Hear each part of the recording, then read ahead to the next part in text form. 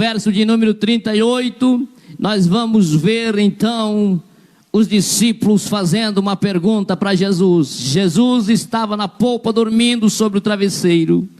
Eles o despertaram, eles disseram: Mestre, não te importa que pereçamos?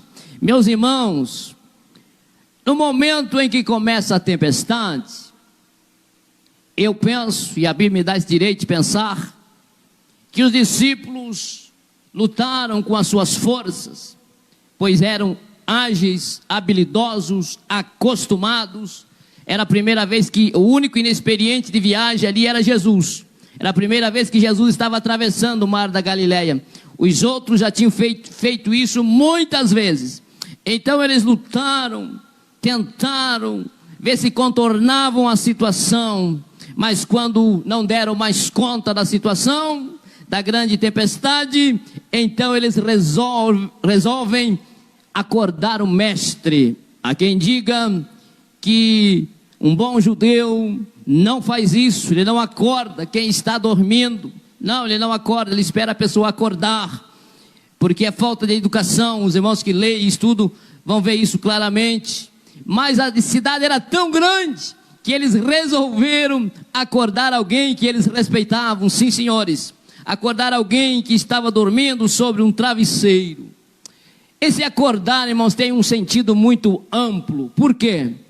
Porque quem fez o convite para atravessar o mar naquela hora, mesmo eles não querendo, quem fez o convite foi o próprio Jesus. Quem disse que eles passariam para o outro lado foi o próprio Jesus. Então eu penso que os discípulos, já exaltados, pensaram consigo: pô, se Jesus nos convida, Jesus nos garante que nós vamos passar, agora o barco está afundando e esse homem ainda está dormindo. Eles foram duros com o seu mestre. Em outras palavras, era Jesus: nós dissemos que poderíamos deixar para amanhã. Mestre, nós falamos com o Senhor que hoje não era um bom dia para nós navegarmos, e agora o Senhor está aí nessa situação como se as coisas não fossem contigo.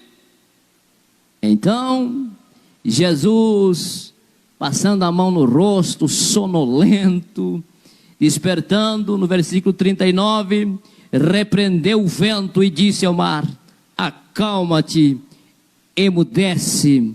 E o vento se aquietou e fez-se grande bonança. Grande mesmo.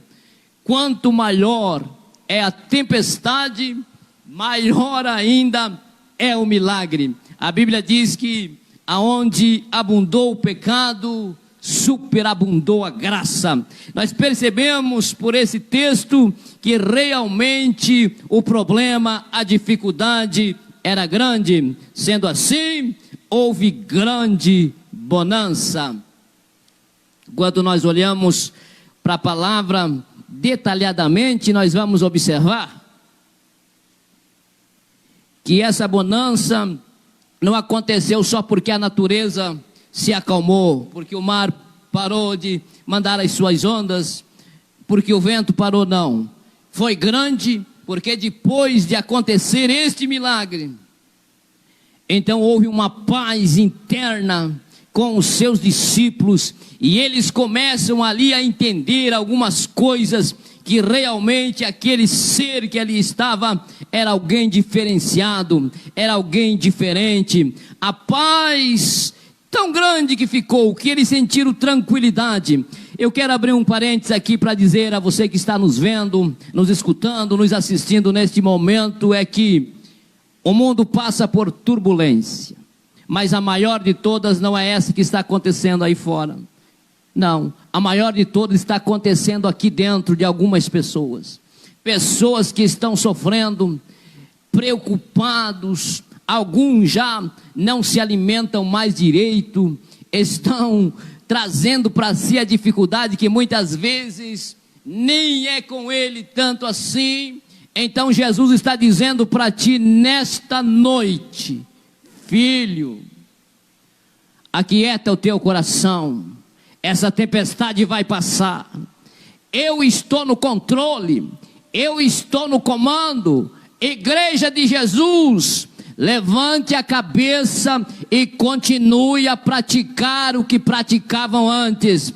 Não fiquem tranquilos parados na beira do mar da Galileia, mas ouçam a voz de Cristo os convidando para uma travessia, para darmos continuidade ao reino de Deus aqui na terra. Não é momento da igreja se pasmar, ficar parada, não, mas é momento da igreja triunfar. Eu sempre, quando vejo alguns escritos, vejo que nos momentos de maiores tempestades e calamidades, é que a igreja triunfa, é que a igreja fortalece, é que o inchaço cai e a igreja fica forte, preparada para vencer as demais que ainda virão, porque dias piores ainda irão acontecer.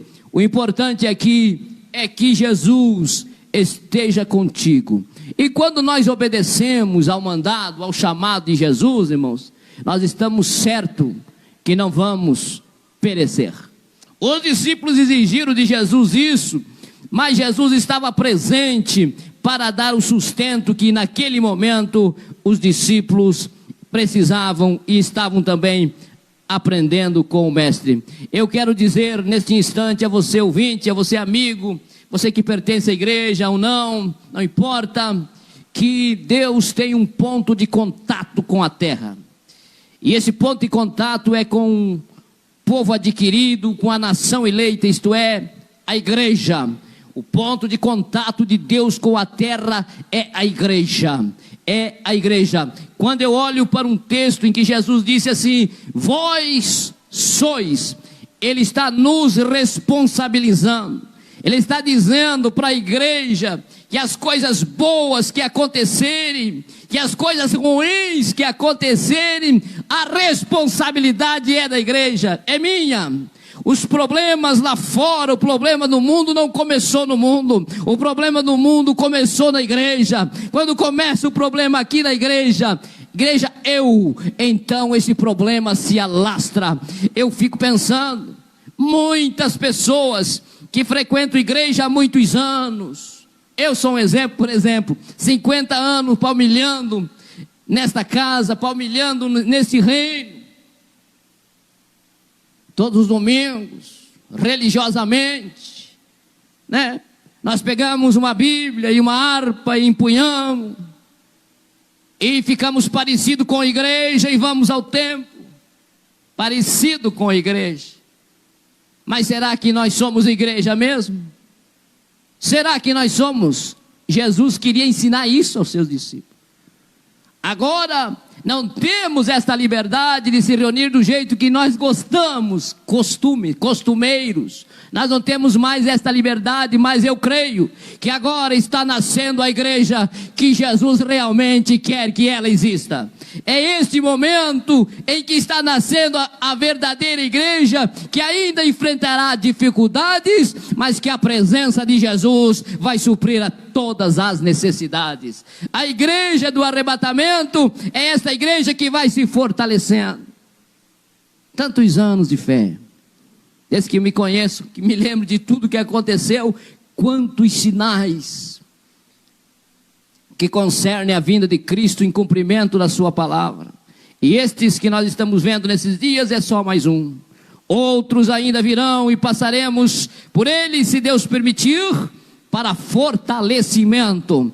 Vamos ver agora a pergunta que Jesus vai fazer aos discípulos, e é o versículo de número 40. E então lhes disse: por que sois assim tímidos? Como é que não tendes fé? Irmãos, Jesus ensina aos seus discípulos. Eu até estava pensando, enquanto estava aguardando o momento da pregação, Jesus quer ensinar aos seus discípulos, Jesus está ensinando os seus discípulos, ali na teoria, e eles estavam felizes. Por que atravessar? Por que ir? Se aqui nós temos as parábolas todas que Jesus está nos contando. Mas agora Jesus, como um grande ensinador, que disse: aprendei de mim que sou sábio. Não, aprendei de mim que sou manso, que sou humilde de coração. e encontrarei descanso para a vossa alma. Jesus está ensinando mais uma vez os seus discípulos.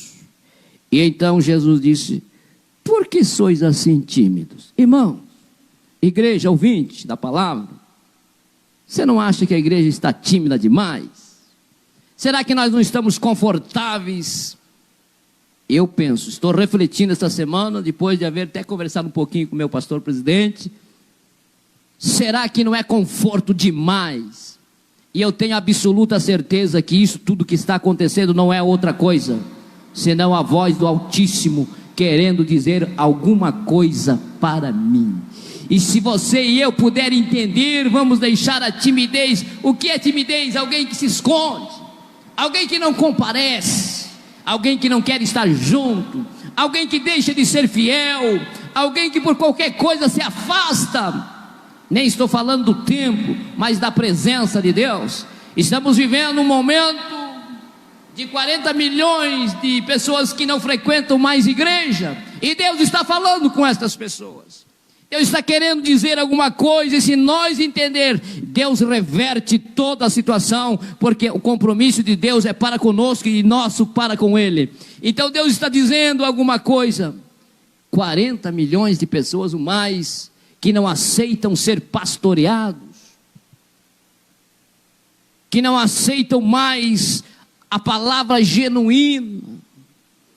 Basta apenas um sermão conforme a Bíblia realmente diz, e as pessoas se afastam, e nós, ao invés de nos preocuparmos com alguém que ainda não tem um contato com Cristo, temos que se preocupar com pessoas que moram no nosso meio, que já experimentaram a presença de Deus.